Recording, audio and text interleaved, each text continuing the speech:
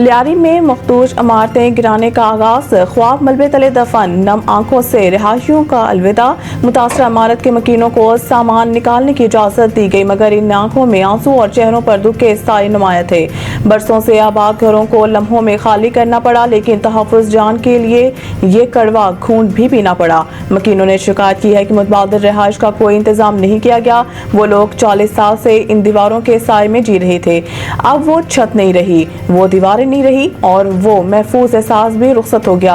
हुकाम के मुताबिक कराची में इस वक्त 586 इमारतें मखदूश करार दी गई हैं, जिनमें जिंदगी खतरे से खाली नहीं। पहले मरले में 51 इमारतों के खिलाफ कार्रवाई का फैसला किया गया है। लियारी की इमारत जो 4 जुलाई को सील की गई थी, इसे सबसे पहले गिराया जा रहा है। सिंध बिल्डिंग कंट्रोल अथॉरिटी के मुताबिक इस इमारत को मुकम्मल तौर पर मिसमार करने में 15 दिन लग गए और इतराफ के दीगर खतरनाक इमारतों को भी एक एक करके गिराया जाएगा। गुफ्तगू करते हुए शर्जील मेमन ने कहा है कि सूबे में 740 इमारतें मखदूश हैं, जिनमें से 51 इंतहाई खतरनाक हैं। इंतहाई खतरनाक इमारतों में से 11 खाली कराई गई हैं। उन्होंने कहा है कि हुकूमत के लिए मुमकिन नहीं कि मखदूश इमारतों के तमाम मकीनों को रिहाइश फराहम करे।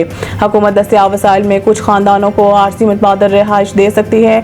माजी में सिंध हुकूमत ने सैलाब मुतासरीन और कोविड मरीजों को आरजी शेल्टर्स दिए थे। शर्जील मेमन ने मजीद कहा है कि सिंध बिल्डिंग कंट्रोल अथॉरिटी ने लियारी बगदादी में गिरने वाली इमारत के इतराफ मौजूद नाकाबिल रिहाइश इमारतों को गिराना शुरू कर दिया है।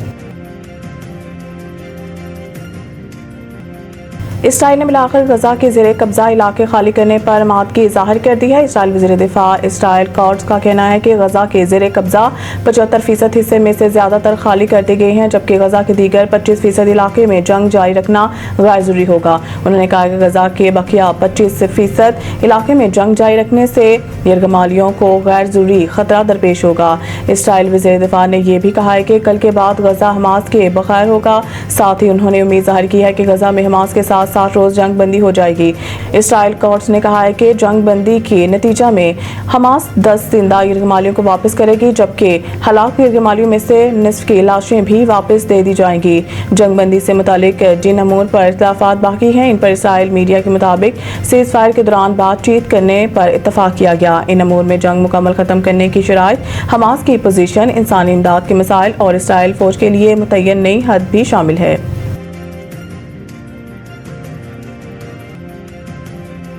बेकारी और जाली अद्वियात माफिया के खिलाफ क्रैकडाउन किया जाए। वज़ीर दाखिला FIA कराची जोन के दौरे के मौका पर इजलास से खिताब करते हुए मोहसिन नकवी ने कहा है कि हवाला हंडी में मुलव्वस बड़े बड़े लोगों पर हाथ डाला जाए। वज़ीर दाखिला ने बेकारियों को बैरून मुल्क भिजवाने वाले एजेंट माफिया की सरकुबी का भी हुक्म देते हुए कहा है कि बेकारी माफिया पाकिस्तान के इमेज को खराब कर रहा है। उन्होंने FIA को हुक्म दिया है कि मफरूए एजेंट्स को दीगर सूबों के ताबन से गिरफ्तार किया जाए। बैरून मुल्क से डिपोर्ट होकर आने वाले बेकारियों की गिरफ्तारी यकीनी बनाई जाए। वज़ीर दाखिला का कहना था कि कहा है कि जाली अद्वियात का कारोबार किसी सूरत बर्दाश्त नहीं किया जाएगा। जाली अद्वियात का मकरूह धंधे में मुलव्वस लोगों से आनी हाथों से निपटा जाए। जाली अद्वियात के कारोबार में मुलव्वस लोगों की असल जगह जेल है। वज़ीर दाखिला ने कहा है कि 5000 से ज़ायद डॉलर बैरून मुल्क लेकर जाने वालों के खिलाफ भी कार्रवाई की जाए।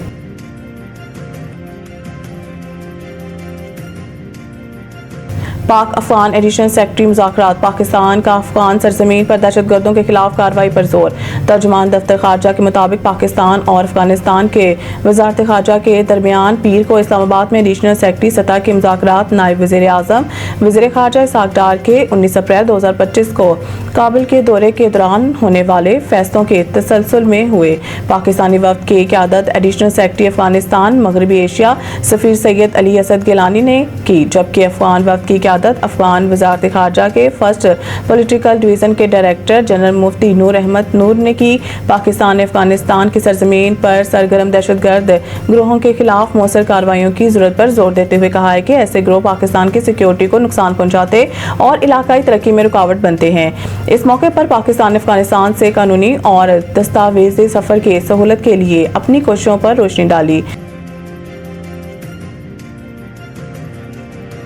लाहौर में सुबह सवेरे बादल बरस पड़े। आज भी मुख्तलिफ शहरों में बारिश का इम्कान। लाहौर के अलावा गोजा और चिन्योट में भी बादल जमकर बरसे, जबकि आज इस्लामाबाद, पंजाब, खैबर पख्तूनख्वा, शुमाल मशरिक, बलोचिस्तान, कश्मीर में बारिश का इम्कान है। महकमा मौसमियात के मुताबिक गुज़िश्ता 24 घंटों के दौरान काकोल में 31 मिलीमीटर रिकॉर्ड की गई। इसके अलावा बालाकोट और मानसहरा में 40 मिलीमीटर, एबटाबाद 31, मालम जब्बा 17 और बनू में 8 मिलीमीटर बारिश रिकॉर्ड की गई। पीर को मानसहरा की तहसील बालाकोट में मूसलाधार बारिश के बाद नदी नालों में तकियानी आ गई, जहां गांव मांगली में 8 साल के बच्चे के साथ हादसा पेश आया जो बरसाती नाले में डूब गया। बच्चे की तलाश जारी है। दूसरी जानिब PDMA के मुताबिक बलूचिस्तान में हालिया मानसून के दौरान हादसात में 10 अफराद जाँ बहक और 7 जख्मी हुए।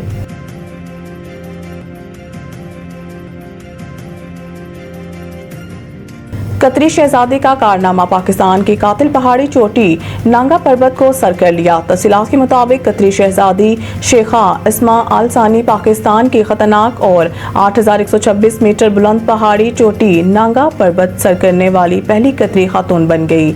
शेखा इस्मा ने खतरनाक मौसम, बर्फानी तूफान और दुश्वार गुजार रास्तों के बावजूद नांगा पर्वत, जो कातिल पहाड़ी के नाम से जाना जाता है, की चोटी पर कौमी परचम लहराया। इनका ये कारनामा न सिर्फ कोहे पैमाई के दुनिया में एक नुमाया कामयाबी है, बल्कि आलमी सतह पर खवातीन को बाख्तियार बनाने की तहरीक में भी एक रोशन मिसाल के तौर पर देखा जा रहा है। शेखा इस्मा का ये कारनामा उनकी 14 बुलंद तरीन चोटियों की मुहिम में नवा कामयाब मरहला है।